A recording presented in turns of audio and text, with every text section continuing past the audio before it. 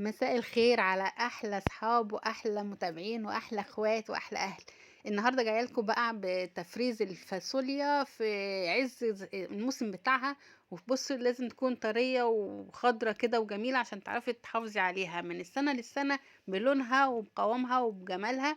ومنين ما تطلعيها كانك لسه شاريها وعاملاها دلوقتي حالا. هنجيب الفاصوليا الاول نغسلها كويس جدا وننضفها لو فيها اي حاجه مش مظبوطه. وبعد كده نشوف بقى نسهل على نفسنا طريقة تقطيعها عشان هو ده مشكلة كل ست تقريبا. او انا بالذات بقى بزهق من تقطيعها، فاخترعت بقى اجمع كذا واحدة مع بعض واروح شايلة الطرف. لازم نشيل طبعا الطرف اللي فوق واللي تحت. فبجمع على قد ما ايدي تشيل كده اكبر مجموعة في ايدي كده، واظبط البوز مع بعضه واروح عكسهم من تحت واروح شايلة الناحية التانية كمان علشان خاطر تبقى نضيفة من فوق ومن تحت.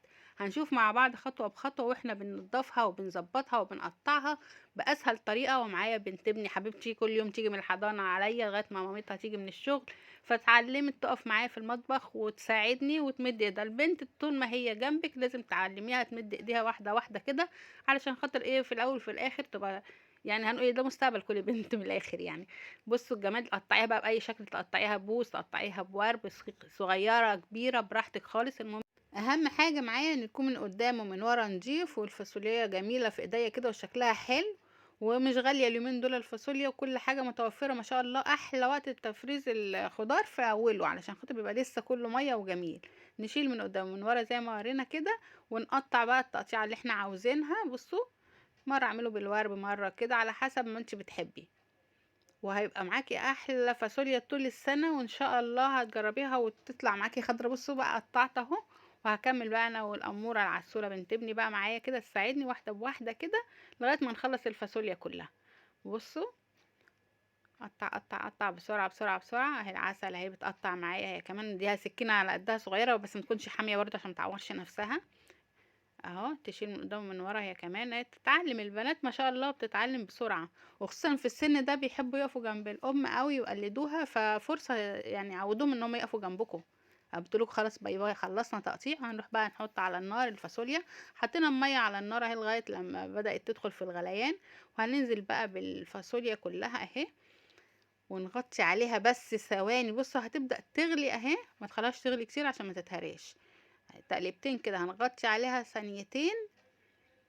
قبل ما تلاقوها هتبدأ تقلب بيها كده تروحوا شايلينها على طول. بصوا ما سبتهاش كتير، يا دوب هتقلب اهي هشيلها على طول، مش هسيبها تقلب حتى، بحيث انها تفضل بلونها محتفظة بلونها. هو ده سر انها تحتفظ محتفظة او تفضل محتفظة بلونها طول السنة. هنزل بقى في مية على طول كده. المية دلوقتي نازلة من الحنفية ساقعة، وشوف هعمل ايه كمان عشان تفضل اللون بتاعها يفضل زي ما هو كده. وفي نفس الوقت الحركة اللي احنا هنعملها دلوقتي دي ان احنا بنوقف المية السخنة، منخليهاش بقى تزود السوا بتاعها. بصوا نزلت تلج على طول في ساعتها على الفاصوليا، لان انت لو سبتيها في ميه سخنه هتفضل كانها بتستوي لسه وكانها على النار تفضل تتهرى منك. لكن كده وقفتش على طول الايه الميه السخنه السليق بتاعها او السوا بتاعها، فهتفضل معاكي ايه خضره كده. وفي نفس الوقت تصفيها تمام تمام تمام، ما تعبيهاش وهي فيها ولا نقطه ميه، علشان خاطر الميه دي في الفريزر بتبقى تلج، والتلج ده بيهريها ويخليها تتهرى بسرعه منك. كده انت منشفاها ومصفياها تمام التمام اهي. وهتعبي على قد الوجبه بتاعتك وعلى قد ما انت بتسحبي. وهنشوف بقى لما نيجي نقفل الكيس نقفله كويس، نفضي منه الهواء تمام كده من تحت، ونسحب كده على فوق الكيس نفضي منه الهواء زي ما احنا متعودين، نطلع منه الهواء كله كده. وبعدين نربط من فوق خالص علشان خاطر الهواء ما يبقاش. بصوا ما فيهوش ولا نقطه هواء اهو. وبعد كده تبداي تفردي بقى الفاصوليا جوه الكيس. ايوه اقفلي كويس عشان الهواء ما يدخلهاش. تبداي افردي بقى، افردي افردي افردي افردي عشان ما تيجي تطلعيه وتحطيه من التلج تطلعيه من الفريزر على الصلصه على طول، بحيث ان هو ما تسيبوش يفك من بره عشان هيبقى مجرد معاك هيبوظ. عبي بقى على قد ما تقدري الكيس اللي انت عايزاها والكميه اللي انت عايزاها، وكل ما تنزلي السوق تشتري وتعملي على قدك، ما تجهديش نفسك، وحبه حبه وان شاء الله كل حاجه هتبقى زي الفل معاكي. واقفلي برده بنفس الطريقه كده، طلعي الهواء واقفلي. تعبت يمي يعني من الوقفة، معلش يا حبيبتي، خلصنا خلاص خلصنا. وكده ان شاء الله هتبص تلاقي الفيديو خلص والفاصوليا عندك اتفرزت وكل حاجة بقت تمام التمام. وان شاء الله اشوفكم فيديو جديد على قناة حبيبتنا ان كيتشن.